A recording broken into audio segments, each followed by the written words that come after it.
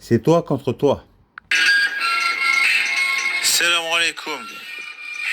On vit une époque où tout le monde prétend vouloir réussir, mais très peu sont prêts à regarder la vérité en face. L'entrepreneuriat est devenu une mode, un costume que chacun enfile pour se sentir important, alors que dans les faits, la plupart ne cherchent pas à construire une vie, mais à éviter d'affronter la leur. C'est l'ère du faux entrepreneuriat. Beaucoup parlent, très peu exécutent et presque personne n'assume réellement le prix à payer. Le problème, ce n'est pas que les gens rêvent trop grand, c'est qu'ils s'inventent une version d'eux-mêmes qu'ils ne sont pas prêts à honorer. Ils veulent la liberté, mais ils ne veulent pas du chaos qui la précède. Ils veulent de l'argent et pas des heures de solitude nécessaires pour en mériter. Ils veulent une nouvelle vie mais refusent d'enterrer l'ancienne. Alors pose-toi une seule question, celle que la majorité esquive toute sa vie. Est-ce que tu construis vraiment quelque chose ou est-ce que tu caches juste ton immobilité derrière de beaux mots? Parce que personne ne devient libre par accident. Personne ne bâtit une carrière, un business ou une vie solide en continuant de vivre comme quelqu'un qui attend qu'on vienne le sauver. La vérité est simple. Si tu veux ce que les autres n'auront jamais, tu dois être prêt à faire ce qu'ils n'oseront jamais. Et tout commence ici, à l'instant où tu arrêtes de jouer un rôle pour devenir enfin quelqu'un que tu peux respecter, que tu respecterais toi-même. La plupart des gens ne sont pas bloqués par un manque d'opportunités, mais par un manque d'exigence envers eux-mêmes. Ils disent qu'ils veulent réussir, mais leur journée raconte une autre histoire. Ils trouvent toujours du temps pour Netflix, pour scroller, pour se distraire, mais jamais pour construire. Et c'est là que commence la vraie séparation entre ceux qui se reposent et ceux qui avancent. Pendant que le monde dort, un vrai husseur ne cherche pas de raccourci et encore moins de permission. Il a compris une chose simple. Personne viendra lui donner ce qu'il n'a pas décidé d'arracher lui-même. Pendant que les autres se plaignent de ce qu'ils n'ont pas, ils demandent ils demandent qu'est-ce que je dois encore devenir pour l'obtenir. C'est un autre niveau de responsabilité. Tu arrêtes d'accuser le système, ta famille, ta ville, ton passé. Tu commences à te dire si je n'ai pas ce que je veux, je ne suis pas encore la personne capable de le créer. Alors tu changes ta façon d'utiliser tes heures. Tu transformes ton temps mort en temps d'apprentissage. Tu remplaces la consommation par la construction. Tu passes de je mérite mieux, je deviens meilleur. Et jour après jour, cette discipline crée un fossé entre toi et ceux qui jouent encore avec leur potentiel. À la fin, il ne s'agit plus de talent, ni même de chance. Il s'agit de savoir qui dans cette pièce est réellement prêt à tout donner quand personne ne regarde. Tu ne peux pas bâtir une grande vie en restant fragile face à l'échec. La plupart des gens veulent gagner, mais ils veulent gagner proprement, sans chute, sans ridicule, sans se tromper. Dès que quelque chose ne fonctionne pas comme prévu, ils se racontent que ce n'est pas fait pour eux et retournent à leur zone de confort. Pourtant, la réalité est simple.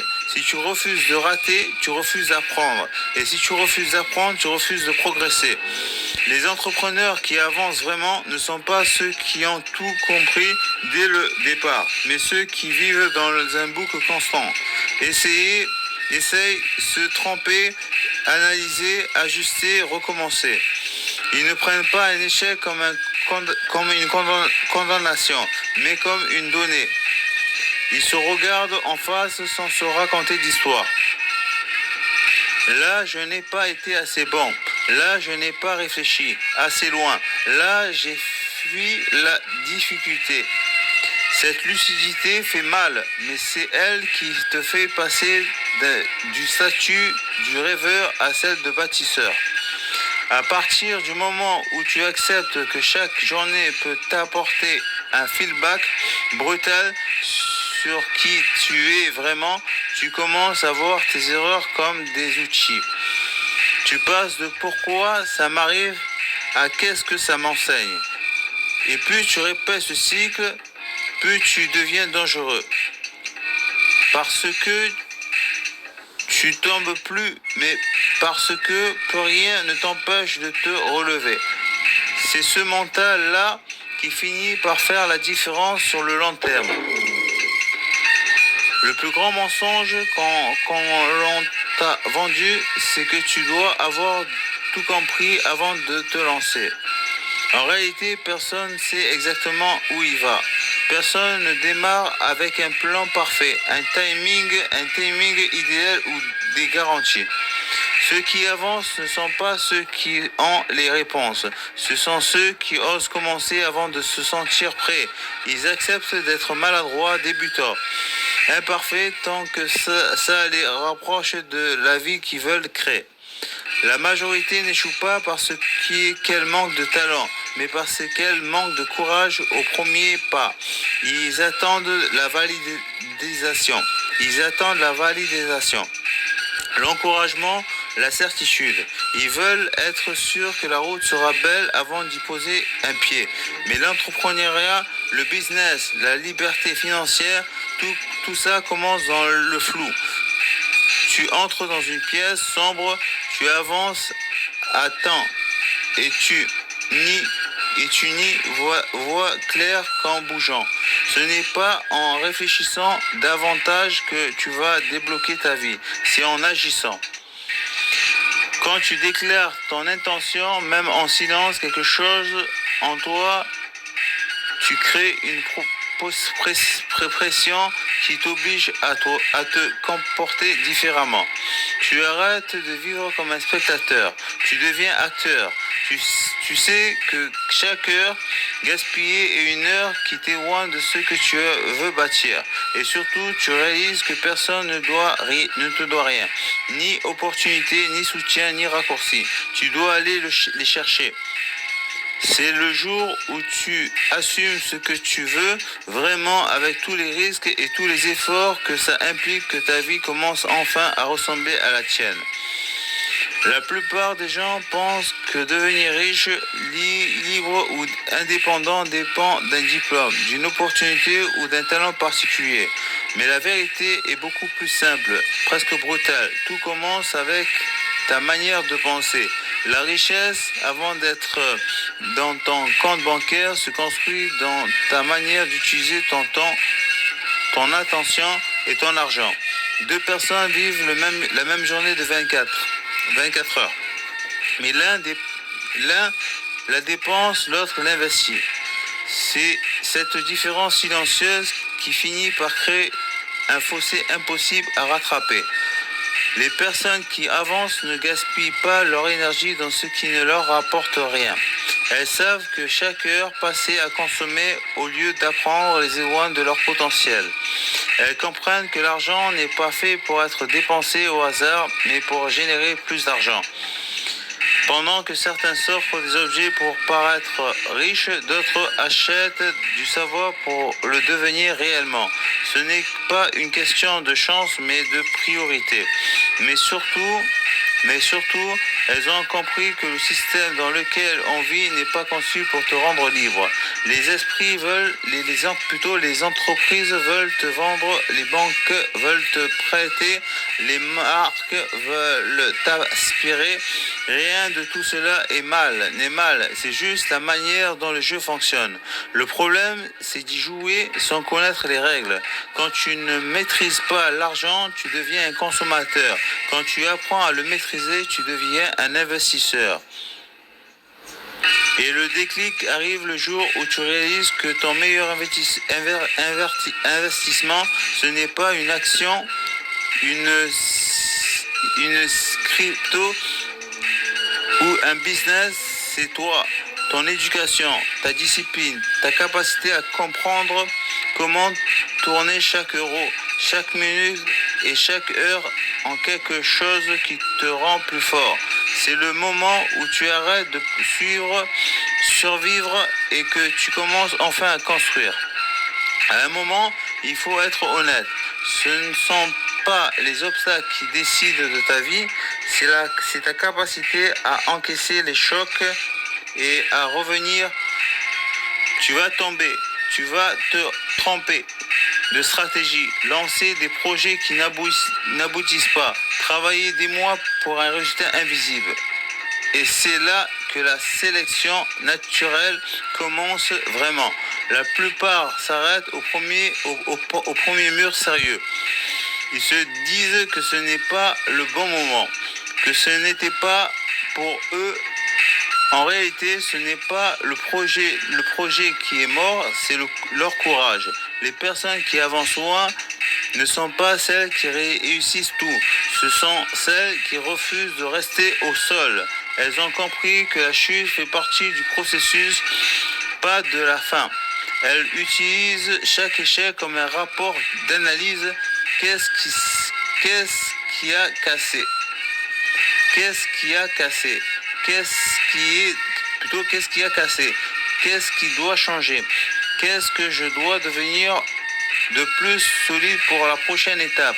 Elle ne cherche pas à éviter la douleur, elle cherche à en extraire la leçon la plus vite possible. Et derrière tout ça, il y a une arme que tout le monde sous-estime, la constance. Je répète, la constance. Pas l'intensité d'un jour, mais la répétition d'années. Se pointer même quand c'est dur, travailler même sans résultat visible, tenir parole même quand personne ne regarde. Un jour, tu ne retourneras, je répète, un jour, tu te retourneras et tu verras que ce qui t'a fait gagner, ce n'est pas un coup de chance, un buzz ou une opportunité tombée du ciel. C'est le simple fait d'avoir continué là où les autres ont abandonné. À la fin, tout se résume à une seule chose. Je répète, à la fin, rappelle-toi, à la fin, tout se résume à une seule chose. Qu'es-tu en train de devenir? Pas dans tes rêves, pas dans ton imagination, pas dans ce que tu racontes aux autres, mais dans tes actions réelles, quotidiennes, silencieuses. Le business ne récompense pas les intentions. Il récompense ceux qui continuent d'avancer quand tout semble trop long ou trop injuste. Ceux qui tiennent le cap même quand personne ne les applaudit. Le plus grand piège, c'est de croire qu'il te manque quelque chose avant de commencer. En vérité, tu as déjà tout ce qu'il faut. Du temps, ton énergie, ton intelligence, ta capacité à apprendre, à t'adapter, à recommencer encore et encore. Le reste, tu peux l'acquérir en chemin. Le monde ne demande pas la perfection, il demande du mouvement. Et c'est maintenant que tu dois choisir de bouger.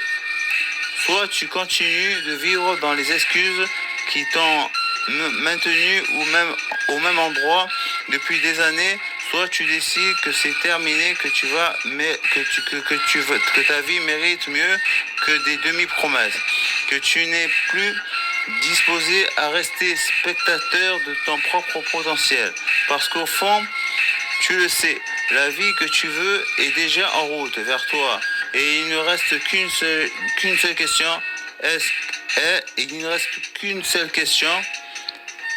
Et cette question est serais-tu capable de devenir la personne apte à la recevoir? Je répète, serais-tu prêt